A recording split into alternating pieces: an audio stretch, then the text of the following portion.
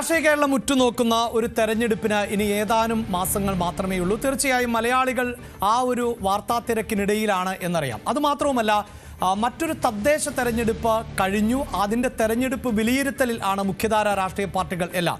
ആ തെരഞ്ഞെടുപ്പ് കാലഘട്ടത്തിൽ തന്നെ ഓർമ്മയുണ്ടാകും, തിരുവനന്തപുരം കോർപ്പറേഷനിൽ ഇത്തവണ വലിയ ഫൈറ്റ് ആയിരുന്നു നടന്നത്. കോർപ്പറേഷനുകളുടെ എല്ലാം ഭരണം പിടിക്കുക എന്നത് മുന്നണികളെ സംബന്ധിച്ചിടത്തോളം പ്രധാനപ്പെട്ട പോരാണ്. കൊല്ലത്ത് അവിടെ അട്ടിമറി നടന്നു എന്നത് നമുക്കറിയാം. കൊച്ചി UDF തിരിച്ചു പിടിച്ചു. തൃശ്ശൂരും അനുകൂലമാകുന്ന സാഹചര്യം.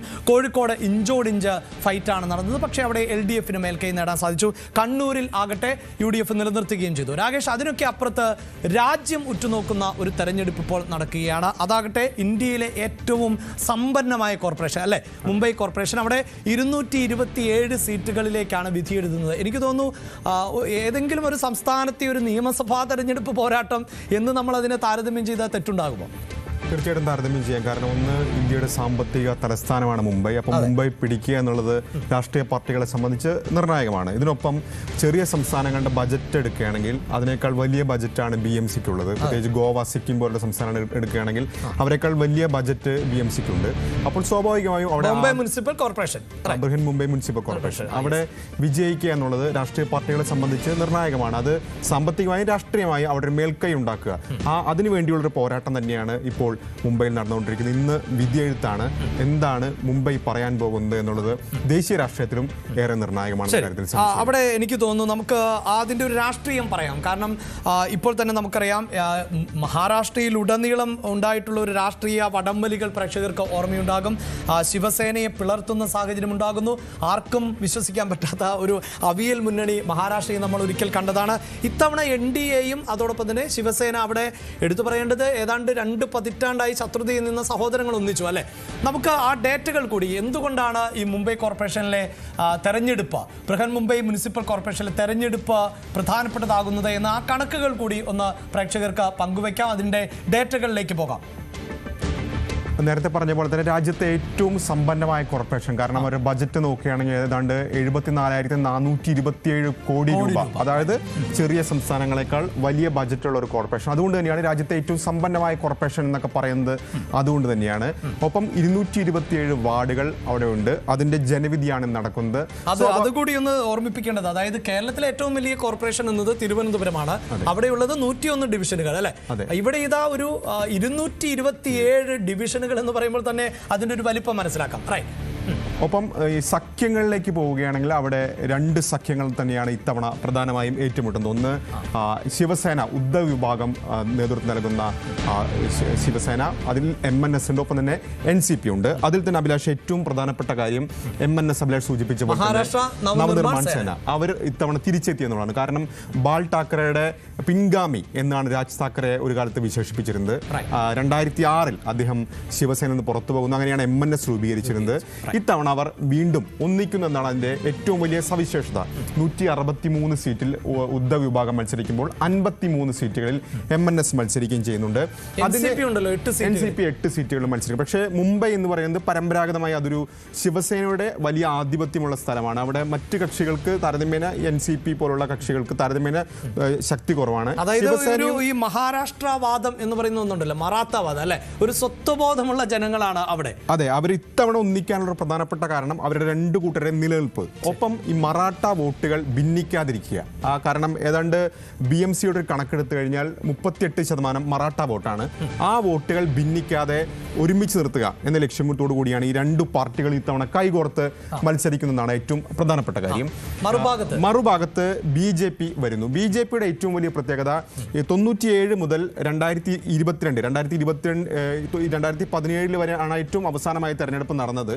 ആ ഭരണസമിതി 2022-ൽ അതിന്റെ കാലാവധി സുപ്രീം അഡ്മിനിസ്ട്രേറ്റീവ് ഭരണമായിരുന്നു ഇക്കാലങ്ങളിലൊക്കെ നടന്നിരുന്നത്. അപ്പോൾ BJP കഴിഞ്ഞ തവണ ശിവസേന പിളർന്നിട്ടില്ല. അവർ കേന്ദ്രത്തിൽ പങ്കാളിയായിരുന്നു. ഒപ്പം സംസ്ഥാനത്തും ഭരണത്തിന്റെ ഭാഗമായിരുന്നു. ആ ഘട്ടത്തിൽ തന്നെ BMCയിലേക്ക് ഈ രണ്ടു പാർട്ടികളും വെവ്വേറെ മത്സരിക്കുകയാണ് ചെയ്തത്. അപ്പോൾ പോലും ശിവസേന അവരുടെ ആധിപത്യം നിലനിർത്തി. പക്ഷേ 82 സീറ്റുമായി BJP ഒപ്പത്തിനൊപ്പം എത്തുന്ന സാഹചര്യം മഹാരാഷ്ട്രയിൽ ഉണ്ടായിരുന്നു, ബോംബെയിൽ ഉണ്ടായിരുന്നു. അപ്പോൾ അതിൽ നിന്ന് മാറി ഇത്തവണ BJP ശിവസേനയെ അട്ടിമറിക്കുമെന്നാണ് ചോദ്യം. കാരണം ഷിൻഡെ വിഭാഗം എന്ന് പറയുന്ന ഒരു വലിയ വിഭാഗത്തെ ഇതിനോടകം തന്നെ അടർത്തി മാറ്റിയിട്ടുണ്ട് BJP. ഷിൻഡെ വിഭാഗം ഇപ്പോൾ അവരുടെ പ്രധാനപ്പെട്ട സഖ്യകക്ഷിയാണ് NDAയുടെ. ഇപ്പുറത്ത് MNSനെയാണ് ഒപ്പം നിർത്തിയിട്ടുള്ളത്. അപ്പോൾ എന്ത് സംഭവിക്കുമെന്നുള്ള വലിയ കൗതുകം BMCയെ സംബന്ധിച്ചുണ്ട് എന്ന കാര്യത്തിൽ സംശയമില്ല.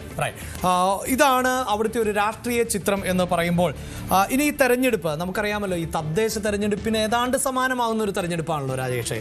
അപ്പോൾ ഈ മഹാരാഷ്ട്ര പൊതുവിൽ ചർച്ച ചെയ്യപ്പെടുന്ന ഒരു രാഷ്ട്രീയം, അതിൻ്റെ ഒരു പ്രതിഫലനം തന്നെയാണോ ഇവിടെയും ഉണ്ടാകാൻ കാരണം? അതായത് ഇപ്പോൾ നമ്മുടെ നാട്ടിലെ തെരഞ്ഞെടുപ്പ് വിലയിരുത്തുമ്പോൾ പലപ്പോഴും രാഷ്ട്രീയത്തിനൊക്കെ അപ്പുറത്ത് തദ്ദേശ തെരഞ്ഞെടുപ്പിൻ്റെ ഒരു ഫലം കാണാം. പക്ഷേ തിരുവനന്തപുരം പോലെയുള്ള ഒരു കോർപ്പറേഷനിൽ അതായിരുന്നില്ല നമ്മൾ കണ്ടത്. അതായത് പ്രമുഖരെ അടക്കം രംഗത്തിറക്കുന്നു. ഇപ്പോൾ BJP ആകട്ടെ, VV രാജേഷിൻ്റെ പേരോ ശ്രീലേഖയുടെയോ ഒക്കെ ഉണ്ട്, മറുഭാഗത്ത് ശബരിനാഥിനെ പോലെയുള്ളവരുണ്ട്. അങ്ങനെയൊക്കെ കരുത്തരെ ഇറക്കുന്നു. അങ്ങനെ ഒരു ചിത്രമാണോ? എന്താണ് ഈ കോർപ്പറേഷൻ്റെ ഒരു മത്സര ചിത്രം? അതായത് രാഷ്ട്രീയമാണോ അവിടെ ചർച്ച ചെയ്യപ്പെടുന്നത്? തീർച്ചയായും രാഷ്ട്രീയം ചർച്ച ചെയ്യപ്പെടും, ഒപ്പം തന്നെ പ്രാദേശിക വിഷയങ്ങൾ ചർച്ച ചെയ്യപ്പെടുമെന്ന കാര്യത്തിൽ സംശയമില്ല. ഇപ്പോൾ നേരത്തെ പറയുന്നത് 38% മറാഠ വോട്ടുകളുള്ള BMCയിൽ 38% മറാഠ വോട്ടുകൾ. അതിൽ തന്നെ ഹിന്ദി നടപ്പാക്കാനുള്ള നീക്കത്തിനെതിരെ വലിയ സമരങ്ങൾ നടന്നു. അതിലാണ് ആദ്യമായി രണ്ട് താക്കറേമാരും ഒന്നിക്കുന്ന കാര്യത്തിലേക്ക് പോയത്. ഒപ്പം തന്നെ മറാഠ വാദം, ഒപ്പം തന്നെ പ്രാദേശിക വിഷയങ്ങൾ, ഇതൊക്കെ തന്നെ ചർച്ച ചെയ്യുമെന്ന കാര്യത്തിൽ സംശയമില്ല.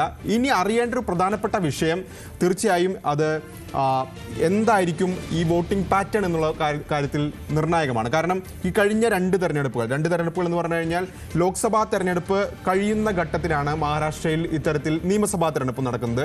ലോക്സഭാ തെരഞ്ഞെടുപ്പ് നോക്കുകയാണെങ്കിൽ വലിയ മുന്നേറ്റം ഇവർ ഇന്ത്യ സഖ്യം എന്ന് പറയുന്ന ശിവസേന കൂടി, ഉദ്ധവ് വിഭാഗം കൂടി ഭാഗമായ അവർ ഉണ്ടാക്കിയിട്ടുണ്ട്. കാരണം 48-ൽ 30 സീറ്റ് മഹാരാഷ്ട്രയിൽ വിജയിച്ചു. അതിൽ തന്നെ മുംബൈയിൽ വരുന്ന 6 സീറ്റിൽ ഭൂരിപക്ഷവും ജയിച്ചത് ഉദ്ധവ് വിഭാഗവും ഒപ്പം തന്നെ ഇന്ത്യ സഖ്യവുമാണ്. പക്ഷേ തൊട്ടു പിന്നാലെ ഏതാണ്ട് 6 മാസത്തിനുള്ളിലാണ് നിയമസഭാ തെരഞ്ഞെടുപ്പ് നടന്നത്.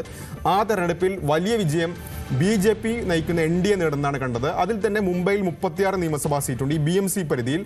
അതിൽ ഏതാണ്ട് 22-23 സീറ്റുകൾ വിജയിച്ചത് NDA ആയിരുന്നു. അപ്പോൾ ഈ രണ്ട് തെരഞ്ഞെടുപ്പിലും വ്യത്യസ്തമായ വോട്ടിംഗ് ആണ് അവിടെ നടന്നിട്ടുള്ളത്. അപ്പോൾ ഏത് രീതിയിലായിരിക്കും ഇത്തവണ BMCയിലേക്ക് മുംബൈക്കാർ വോട്ട് ചെയ്യുക എന്നുള്ളത് ഏറ്റവും നിർണായകമായ കാര്യം. എന്തായാലും അതായത് കേരളത്തെ സംബന്ധിച്ചിടത്തോളം ഒരു തെരഞ്ഞെടുപ്പിന് ശേഷം അടുത്ത തെരഞ്ഞെടുപ്പിലേക്ക് പോകുന്ന ഒരു പശ്ചാത്തലമുണ്ട്. തീർച്ചയായും ആ നിലയിൽ ദേശീയ രാഷ്ട്രീയത്തിലും പ്രതിഫലിക്കാൻ പോകുന്ന ഒരു തെരഞ്ഞെടുപ്പ് ഫലമായിരിക്കില്ലേ വരാൻ പോകുന്നത്? ഒപ്പം BJPയെ സംബന്ധിച്ചിടത്തോളം മഹാരാഷ്ട്ര പോലുള്ള ഒരു മണ്ണിലേക്ക് ഈ സൂചിപ്പിക്കുന്ന പോലെ ഇപ്പോൾ തമിഴ്നാട്, അവിടെ ഒരു ദ്രാവിഡ സംസ്കാരമുണ്ട്. അവിടേക്ക് ആഴത്തിലെത്തുക എന്നത് BJPക്ക് മല്ലാണ്. ഇവിടെയും അങ്ങനെ പൂർണ്ണമായും പറയാൻ പറ്റില്ല. BJP ഇതിനോടകം തന്നെ കരുത്ത് കാണിക്കുന്നുണ്ട്. എങ്കിൽ പോലും ഈ തെരഞ്ഞെടുപ്പ് ഫലമൊക്കെ എങ്ങനെയാണ് എല്ലാ രാഷ്ട്രീയ മുന്നണികൾക്കും പാർട്ടികൾക്കും നിർണായകമാവുക? ശിവസേനയെ സംബന്ധിച്ച് അത് അവരുടെ നിലനിൽപ്പിന്റെ പോരാട്ടമാണ്. കാരണം 97 മുതൽ 2022 വരെ അവരാണ് കോർപ്പറേഷൻ ഭരിച്ചത്, BMC ഭരിച്ചത്. അപ്പോൾ അതിലൊരു പ്രസ്റ്റീജ് ഇഷ്യൂ ആണ്. അത് നിലനിർത്താൻ കഴിയുമെന്ന ചോദ്യം അവശേഷിക്കുന്നുണ്ട്. ഷിൻഡെ വിഭാഗത്തെ സംബന്ധിച്ച് അവർക്ക് എന്ത് കിട്ടിയാലും നേട്ടമാണ്. കാരണം ഷിൻഡെയുടെ യഥാർത്ഥത്തിൽ ഷിൻഡെയുടെ ശക്തി കേന്ദ്രം താനെയാണ്. അപ്പോൾ മുംബൈയിൽ BJPയുടെ അല്ലെങ്കിൽ NDAയുടെ വിജയത്തിൽ ഒരു വലിയ ഭാഗമാകാൻ കഴിഞ്ഞാൽ ഷിൻഡെ വിഭാഗത്തിന് ഞങ്ങളാണ് യഥാർത്ഥ ശിവസേന എന്ന് സ്ഥാപിക്കാൻ ഒരിക്കൽ കൂടി അവസരം ലഭിക്കുകയാണ്. കാരണം നിയമസഭാ തെരഞ്ഞെടുപ്പിൽ ഞങ്ങളാണ് യഥാർത്ഥ ശിവസേന എന്ന് അവർ സ്ഥാപിച്ചതാണ്. ലോക്സഭാ തെരഞ്ഞെടുപ്പിൽ വ്യത്യസ്തമായിരുന്നു സാഹചര്യം.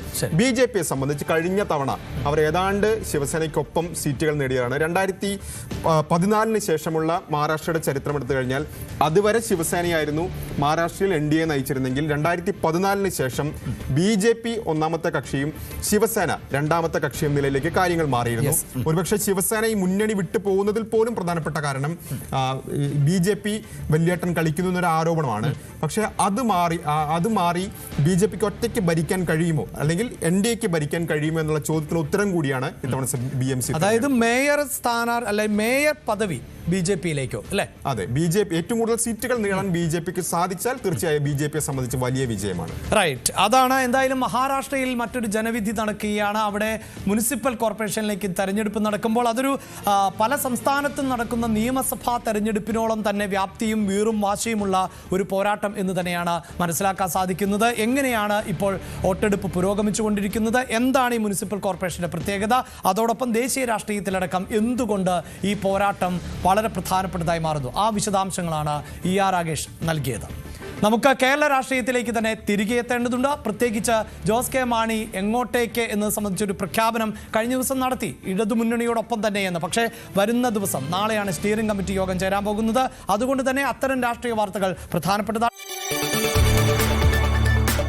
കൂടുതൽ വാർത്തകൾക്ക് News 18 Keralam YouTube channel subscribe ചെയ്യുക.